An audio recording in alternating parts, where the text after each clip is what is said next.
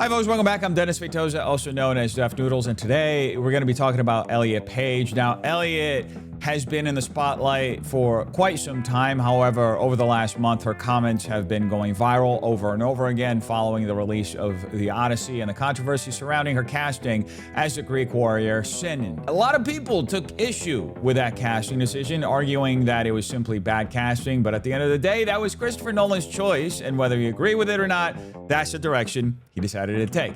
Now, what has become even more interesting since then, though, as people have started paying more attention to Elliot Page again because of the Odyssey, they've also started digging up old interviews and podcasts, and many of these clips of Page essentially denying biological reality have spread far and wide on social media. One podcast in particular has become the source of many of these viral moments. It's called Translash with Joan, and that's where several of the clips making the rounds originated. In the clip we're about to watch, Elliot Page argues that transgenderism is some form of biological reality, which, as we all know, is not actual reality. So let's take a look at what Page had to say. There's a story about this group of, this is a little different than, gender and sexuality, but to me it all relates. This group of baboons that discovered this garbage dump, and all of the alpha males fought everybody away and hoarded the food in this garbage dump. Then they all ended up getting tuberculosis and dying. It's really fatal, I guess, for baboons. So then this group of the society of baboons was left without their alpha males. And what happened was they completely restructured how they did things. It became way more cooperative, way less violent, and has maintained through generations. That really resonated with me, this ability for these primates to actually go, hey, this new system and this new structure of being that is less about this group of alphas dominating everyone, and we're being, collaborative with each other and more peaceful is the way we want to go. That really resonated with me. And that's what we in the business call cherry picking the evidence. That's literally what Elliot Page is doing here. She's taking one highly specific edge case that hasn't been replicated, presenting almost none of the surrounding context, and then using it as a foundation for a sweeping worldview about society, gender, and human behavior. Notice that she doesn't actually cite the study, explain its limitations, or acknowledge any of the criticism surrounding it. She simply tells a story in a way that supports her conclusion, which basically is that annihilating all alpha males from society renders a net positive. And there's a reason for that, because if she actually explained what happened, it would undermine the point she's trying to make. So I looked up the study myself, and guess what? A lot of what Elliot Page implies simply isn't in the study the way she presents it. The story comes from Robert Sapolsky's long-term research on the forest troop of savanna baboons in Kenya. Between 1983 and 86, the troop experienced an unusual event. The most aggressive dominant males monopolized scavenged meat from a garbage pit near a tourist lodge. That meat happened to be infected with bovine tuberculosis. As a result, nearly all of the top-ranking aggressive males died, while the lower-ranking, less aggressive males and the females largely survived. That's the actual cause of the die-off. It wasn't some natural social evolution. It wasn't an ideological awakening among baboons. It was a freak accident caused by contaminated meat. Now, to be fair, Elliot Page is correct about one thing. There was a cultural shift afterward. The surviving males were noticeably less aggressive, the dominance hierarchy became more relaxed, and grooming and cooperative behavior increased. As new adolescent males migrated into the troop from neighboring groups, the resident females appeared to socialize them into the less aggressive culture, and those behavioral patterns persisted for at least 2 decades. That's a fascinating part of Sapolsky's work, and it's why the study became so influential. But here's the part Elliot conveniently leaves out. The study has faced heavy scrutiny from the scientific community almost from the beginning. First, Sapolsky's direct field research ended after roughly 20 years. That's why we only know the peaceful culture persisted for about 20 years. Not because it necessarily ended, but because researchers stopped actively monitoring that troop. Today, the descendants of the forest troop still exist as an unmonitored wild troop in Kenya, but They're no longer tagged or tracked by Stanford researchers. They've blended back into the broader ecosystem, which means nobody actually knows whether that peaceful social structure still persists today or whether the troop eventually reverted to more typical baboon behavior. Now, there are also significant methodological problems in Sapolsky's study. This wasn't a controlled experiment. There was no control group. It has never been replicated across multiple baboon troops. It was a single, highly unusual case triggered by a tragic accident involving contaminated meat.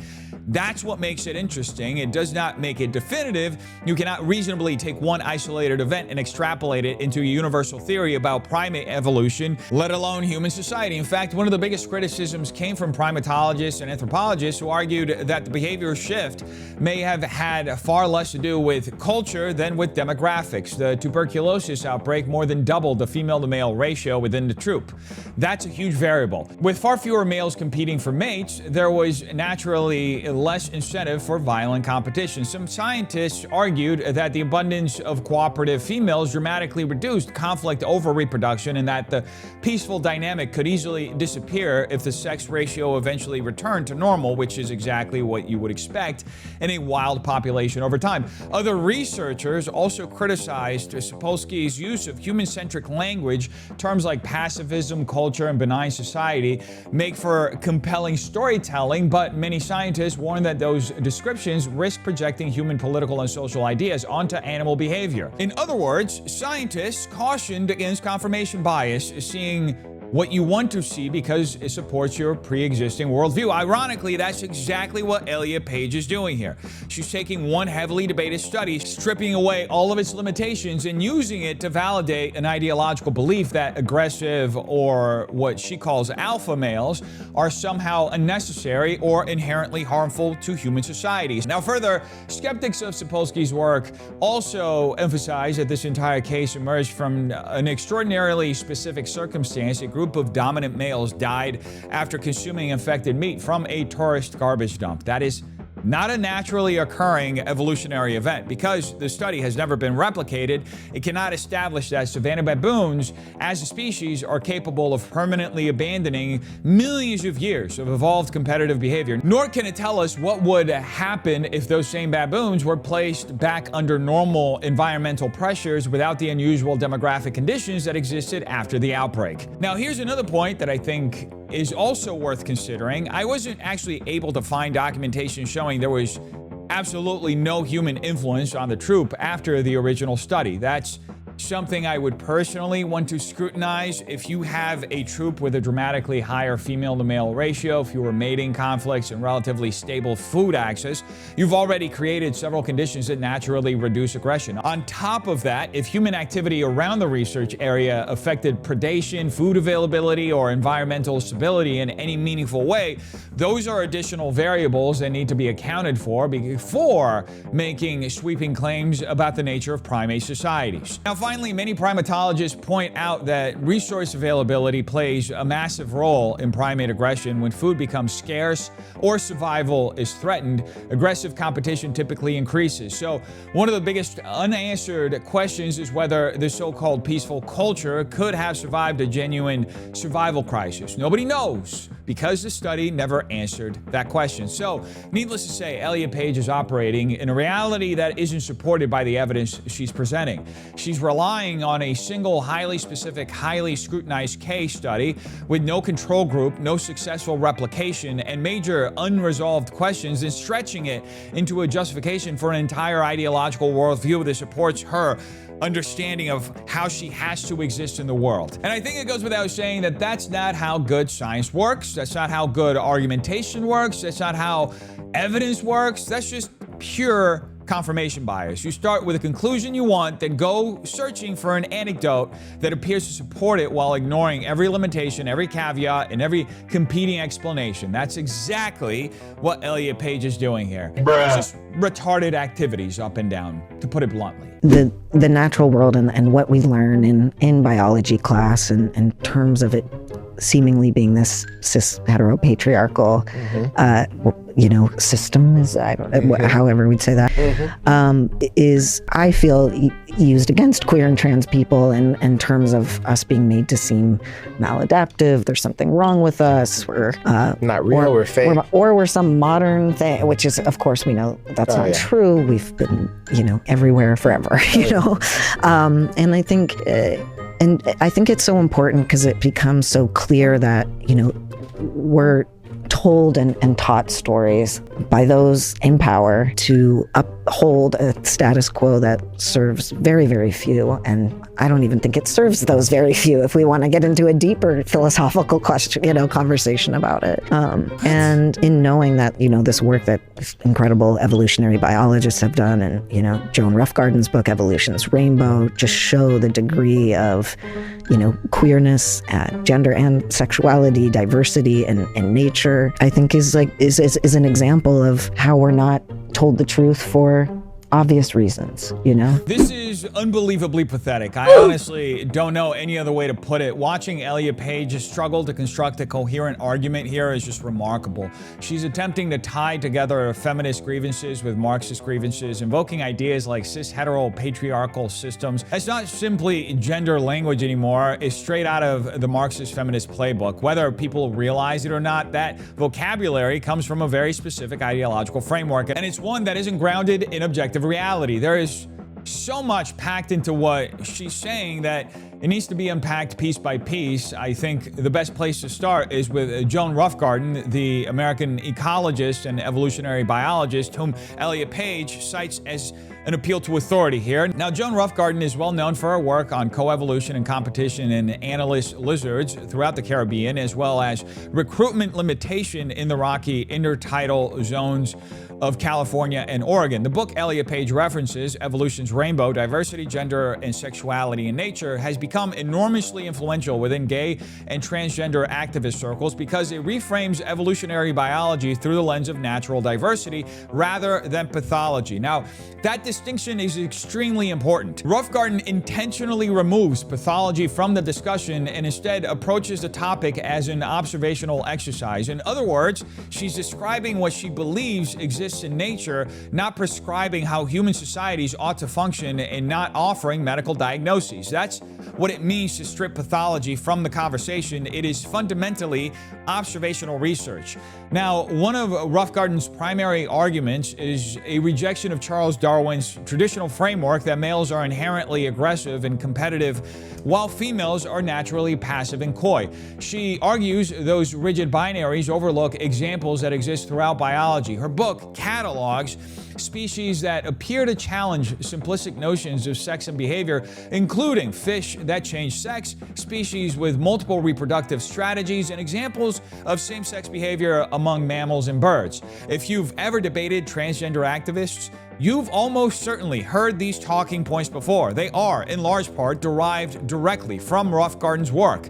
Now, Roughgarden also proposes what she calls a framework for social selection. Rather than emphasizing competition, she argues evolution can also be understood through cooperation and social inclusion. Within that framework, varied expressions of sex and behavior are interpreted as mechanisms that strengthen social bonds and maintain access to resources within animal communities.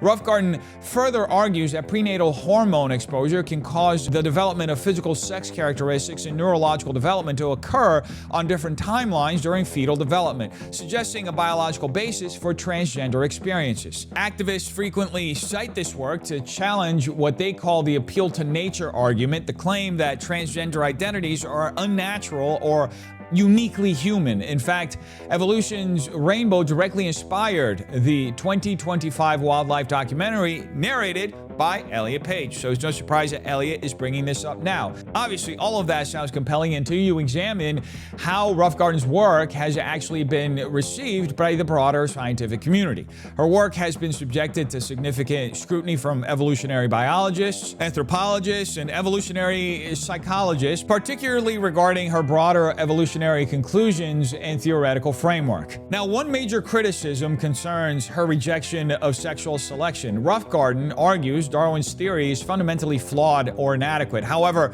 mainstream evolutionary biology overwhelmingly rejects that conclusion. See, critics point out that modern evolutionary biology hasn't treated Darwin's original work as sacred doctrine for decades. Scientists have continually expanded the theory to include concepts like kin selection, reciprocal altruism, and non-reproductive social bonding. In fact, many researchers argue that Roughgarden's social selection framework largely repackages mechanisms that evolutionary biology had already incorporated into existing models. Now, another criticism is that Roughgarden commits the very bias she accuses others of committing. Roughgarden argues earlier generations of Western biologists projected Victorian social values onto nature. Critics respond that she appears to be doing precisely the opposite, projecting modern Western ideas about queerness, inclusivity, and egalitarian social structures onto animal species that lack anything resembling human political or cultural identities. In other words, she's replacing one form of anthropomorphism with another. Roughgarden has also been criticized for her application of game theory. See, to support social selection, Roughgarden relies heavily on cooperative game theory, arguing that animals negotiate, cooperate, and essentially build stable reproductive systems through collaboration. However, when her mathematical models were published, they received significant criticism in journals such as Science. Population geneticists argued her models failed to explain gene pool dynamics across multiple generations. Their criticism was that competitive evolutionary strategies consistently outperform purely cooperative models under most natural conditions, making her framework unstable as a universal evolutionary explanation. Now, another point of contention involves the separation of biological sex and neurological development. Activists often cite Roughgarden's work to argue prenatal hormone exposure provides definitive biological proof for transgender identities. Now, critics acknowledge there is evidence that prenatal hormones influence neurological development in humans and certain mammals. However, they argue Roughgarden substantially overextends those findings across the broader animal kingdom. Many of the fish, reptiles, and birds that Roughgarden references undergo physiological changes because of environmental triggers like temperature or population density, not because they possess anything resembling an internal psychological gender identity comparable to humans. Further, her work has also sparked disagreement over definitions. Activists frequently cite evolution's rainbow to argue biological sex itself is fundamentally non-binary throughout nature. Yet even biologists sympathetic to broader discussions of gender criticize her for blurring biological sex with behavioral expression. From a reproductive biology standpoint, sex remains defined by gamete production. Males produce sperm and females produce eggs. Even when certain fish alter their appearance, social behavior, or reproductive role, they are still producing one type of gamete over the other at any given time. Critics argue that behavioral flexibility does not eliminate the underlying reproductive binary. Now, all that being said, those aren't the only criticisms. Numerous peer reviews challenged many of Roughgarden's interpretations of individual animal examples. Scientists questioned her definitions of multiple genders in animal species, disputed conclusions regarding altruism and animal friendships, criticized her emphasis on pleasure as an evolutionary driver, argued she minimized decades of modern sexual selection research, and objected to comparisons between intersex reproductive systems and transgender identities. Marine biologists, in particular, strongly criticized these analogies by Roughgarden. Sequential hermaphroditism in clownfish, for example, is a physiological reproductive response to breeding vacancies. That means that if the dominant female dies, the largest male undergoes biological changes and begins producing eggs instead of sperm. That process is an adaptive reproductive mechanism triggered by environmental conditions, not evidence of a human-like internal gender identity. Needless to say, drawing direct equivalencies between humans and fish or virtually any other animal species is always going to be problematic. Ironically, many transgender activists attempt to refute appeals to nature by making their own appeals to nature of this sort. The difference is that the examples they choose are often highly selective and stripped of context. Humans are not one-to-one equivalent with clownfish, baboons, reptiles, or birds. Using isolated examples from entirely different species to explain human society inevitably becomes a false equivalence. You could just as easily respond by asking whether clownfish can drive cars. Obviously, they can't because humans and clownfish are fundamentally different organisms. That's precisely why these comparisons are so limited as arguments about human social organization. Now, with all that being said, Elliot Page also argues that biology classes are frequently weaponized against queer and transgender people by portraying them as maladaptive. My response to that is pretty straightforward. I ask a very simple question every time somebody posits that transgenderism is natural. And I do it by asking this question: what is the primary function of sex? The answer is always reproduction. Of course, sex serves additional purposes, including bonding and pleasure, but its primary biological function is reproduction. That's simply what reproductive biology describes. Now, from that perspective, sexual behavior that cannot naturally result in reproduction differs from the primary biological function of sex. That distinction is why I believe these conversations cannot remain purely observational, as Roughgarden does. Observation alone doesn't answer broader questions about health, function, or medicine. I believe there has to be room to discuss pathology constructively, not as a means to exclude or demean people, but as part of objective medical inquiry. See, when I say pathology, I'm not advocating throwing people onto medication or assuming pharmaceutical intervention is the answer. Quite the opposite. Modern society is already heavily over-medicalized.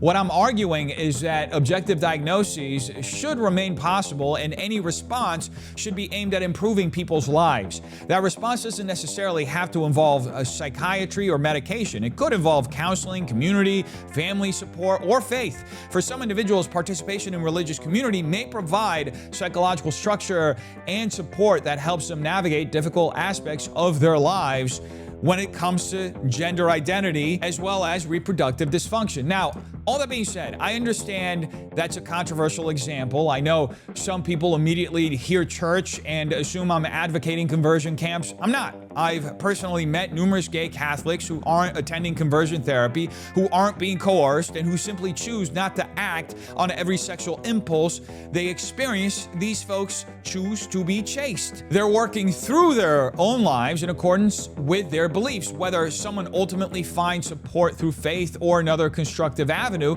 the larger point remains the same. We should be willing to examine these issues honestly rather than declaring them beyond discussion. And look, ultimately, if we're talking about building a self-sustaining society, we have to be willing to discuss these questions objectively. We cannot simply replace medical analysis with observation because doing so removes our ability to evaluate long-term outcomes. My concern isn't internet slogans about degeneracy. My concern is whether particular behaviors contribute to or diminish the long-term stability of families, communities, and society itself. Yes, there are same-sex couples who raise children through adoption or surrogacy, and those realities exist. But if we're discussing society at the broadest level, its long-term continuity still depends upon reproduction and the formation of future generations. If an ideology discourages discussion of those realities or rejects any effort to distinguish function from dysfunction, then in my view, it risks encouraging patterns that contribute to long-term societal decline rather than long-term societal growth. Always been like one or two in different, groups of chimpanzees that are, genderqueer and what have you. And he said that not once has he ever seen them be treated any differently, tolerated any less. And he was like, the only species that seems to do that is human beings. And that also really, really stuck with me. And so I think both things to me are in many ways about possibilities and new possibilities. And I think, of course, as trans and genderqueer people, that is something we offer, which I think is so beautiful and exciting. And of course, on some level, it does threaten a status quo that is harmful and is about dominance and control. And so, I would say those are parts of the documentary that have really stuck with me. Okay, well, then go live with those apes. Seriously, go live with them. Go hang out with them. Go build your life there. It is obviously insane that this is even a conversation we're having right now, that somehow chimpanzees living in trees, picking bugs and lice out of each other's hair are being held up as a model that human beings should aspire to emulate. This is the progressive movement's argument, really? Their vision of progress is to look like primates. That's the civilization blueprint that we want for modern society. You gotta be making this stuff up. It's objectively retarded. Needless to say, she's also undermining her own argument. She says there's usually one or two chimpanzees or groups of chimpanzees within these different groups that behave differently. In other words, she's describing and acknowledging that this sort of behavior fits the minority even in this group that she's idolizing. But again, I have to ask, under what conditions do these chimpanzees live? She actually never explains any of this. She never cites the study she's referencing or provides any of the surrounding context. She's clearly drawing from the work of a particular scientist, but instead of presenting the evidence, she just gives a conclusion she wants the audience to accept. That's what always amazes me about these sorts of arguments. They rely on cherry-picked fact, stripped of context, and then build sweeping conclusions on top of them. In the process, they end up strawmanning their own position because they never grapple with a broader body of evidence or explain why one isolated observation should suddenly redefine how we understand human society. And you know what, Elliot? If chimpanzees are really the gold standard for American society, if fish are really a model for how humans should organize themselves, and go live with them. By all means, go enjoy that. Go experience what the life is actually like. You're a human being. Go immerse yourself in that environment and see how well that works out. I'm begging you, please. Because this entire line of argument sounds less like serious science and more like an SNL sketch. When you were watching this, in what way did you feel affirmed? Well, I also grew up in the 1900s. And in Nova Scotia, where I grew up, there were not examples of queerness around me. It was not something to be spoken of. And if it was usually in a very negative way. And I think, growing up in that way, do you feel alone, like something's potentially wrong with you? And a documentary like this that shares all this information that we should know, that we should be learning in biology class, and we're not learning it, is something that makes me feel more welcome on this planet, and understanding that queerness, transness is just a part of, the fabric of the natural world. Listen, brother, and I say this respectfully, what the hell? Seriously, what the hell are we doing here? Look, I'm all for treating people with dignity, and I understand the argument she's making that she didn't feel like she was treated with dignity growing up because she felt different, like she didn't fit in. And that's understandable. I think just about every human being has experienced that feeling at least once in their life. Feeling like an outsider isn't unique. It's part of the human condition. But where I think this goes off the rails is when you take those personal experiences and use them to construct these sweeping ideological narratives that simply aren't grounded in reality. You're painting these broad pictures of society that don't accurately reflect the world. And in doing so, you're doing a disservice not only to society as a whole, but also to people who are going through similar struggles themselves. People who are genuinely confused and looking for answers deserve careful, honest guidance, not narratives built on overgeneralizations and cherry picking. In my view, you're encouraging some people down a path that can involve life-altering and in many cases irreversible decisions that will affect them for the rest of their lives. Now, all that being said, let's move beyond this fuzzy, lovey-dovey language Elliot Page was using throughout this last discussion, because another clip from the same interview we were watching before has also been making the rounds. This one is about Elliot's role as Sinan in the Odyssey, and what she says here is genuinely remarkable. One of the things about your character is that in a part, he's responsible for a genocide or participating in a genocide. I'm wondering what stays with you about playing someone like that. Like this, with this character, and I think in the difference between how Sinan originally appears in Greek mythology and a sort of trickery in his knowing what he's doing. In this situation, my character does not know that these men are in this horse. And so in the confrontation with Odysseus in Hades, in that scene, he's confronting him with like, how could you lie to me? And I sacrificed myself for you and for this, and how could you lie to me? And all these people behind me are the people that have died for you and your mission. So I think, the character of Sinan is carrying this horrible weight, of course, and regret of being a part of this, as well as was in many ways, used and himself tricked into this situation. Yeah. In a way, it's so relevant for the world right now because if you're willing to Gaza. burn the world Gaza. in order to save it, He's gonna what's mess with left? Gaza. I mean, that's kind of what ends up He's gonna mess happening with with Gaza. Odysseus and the Greeks that win over the Trojans, right? Like, it's like the reason why people, even if you don't care anything about antiquity, like, it's such a relevant topic for now. Yes, it's people who are policing the world on some level and are causing, utter horror and brutality, and the impacts of that. That clip is a perfect example of talking for a long time without saying absolutely anything. Now, one thing that actually stood out to me, and honestly something that made me glad I never watched the Odyssey, Nolan's Odyssey, is Elliot Page's admission that Christopher Nolan essentially rewrote Sinan's character and reframed the entire Trojan Horse episode as a source of guilt for Odysseus. What are we doing here? Are we just forgetting what war meant in the ancient Greek era? It was about glory. It was about elevating your city, defending your people, and securing victory for your civilization. Are we completely abandoning the historical and mythological context in order to retrofit modern sensibilities into an ancient story? It's unbelievable. Honestly, it's infuriating. Thank God I didn't spend money watching that trash movie, and thank God I didn't spend 3 hours of my life sitting through it either. Knowing even more about the creative decisions now, I genuinely don't understand how people had the nerve to call this movie unwoke. Are you kidding me? Look, I'm anti-war. I'm anti-intervention. I've been consistent about that for years. But that's exactly why I think it's important not to rewrite mythology or history simply to deliver a contemporary political message. The brutality of war speaks for itself. If you present war honestly, without glorifying it, without sanitizing it, that alone is enough to make people appreciate how horrific it is.